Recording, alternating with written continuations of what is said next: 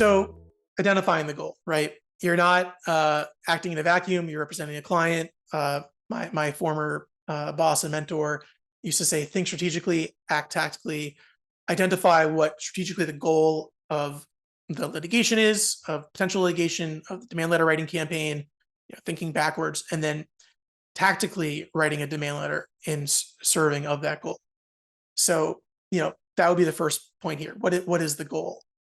Is it to make sure that this restaurant doesn't charge you for soup that it doesn't have? Maybe there's a better way of going about that than a demand letter, right?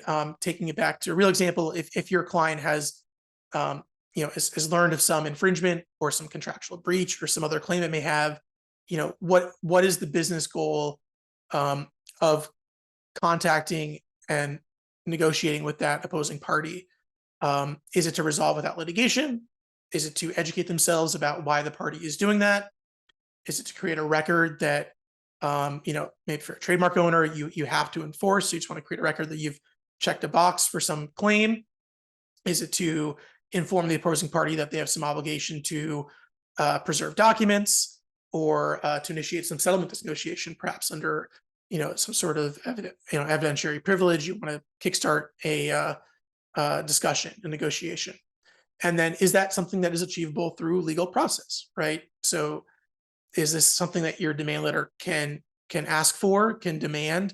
And then if your demand letter is not immediately acted upon, right, is that something that you can then go to a court and actually obtain relief of? And so that's going to guide, I think, your process in drafting the demand letter, is the strategic goal, and then the demand letter being the tool by which you attempt to obtain that goal for your client.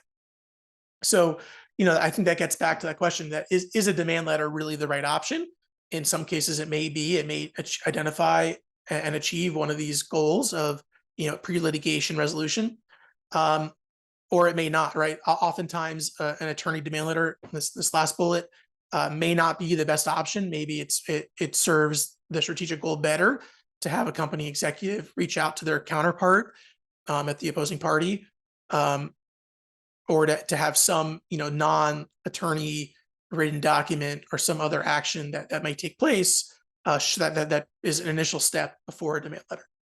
So I think really thinking through strategically how you're trying to proceed, and then using that as context for the letter writing campaign is going to serve you best. So here's an example of a demand letter that Jack Daniels sent, contra to the soup demand letter example. This is one where Jack Daniels was actually really praised for their handling, although that praising, I think, was before the recent Supreme Court case about the dog toys that just got issued. So I think it's an evolving question as to how people perceive trademark enforcement. But on the right, left-hand side of the screen is Jack Daniel's famous Old Time No. 7 brand Tennessee Sour Mash Whiskey logo. And on the right-hand side was a book, a novel written by Patrick Wensink, who was a local Tennessee resident. And he used that, the same black and white decor to sell a novel. And so in-house counsel for Jack Daniels drafted a demand letter saying, well, we're basically flattered by your affection for our brand. We're politely asking you to change your branding to ensure that we have the ability to protect and enforce our trademark rights in the future. And so you see here the kind of tone of you are both a Louisville neighbor and a fan of our brand. We simply request that you change the cover design when the book is reprinted. If you'd be willing to make that change to the design sooner than that, including on the digital version, we would be willing to contribute a reasonable amount towards the cost of doing so. And so Jack Daniels sent this demand letter. It was well received by the recipient.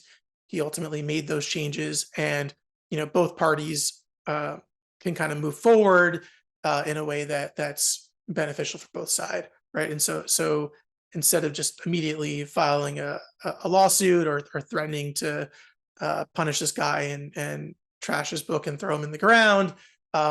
It served Jack Daniels' strategic purpose here to send a nice lighthearted message offering to even contribute some cost towards a rebrand, and that ultimately achieve the outcome that Jack Daniels was looking for, and gave the novelist the ability to rebrand effectively without going out of pocket too terribly.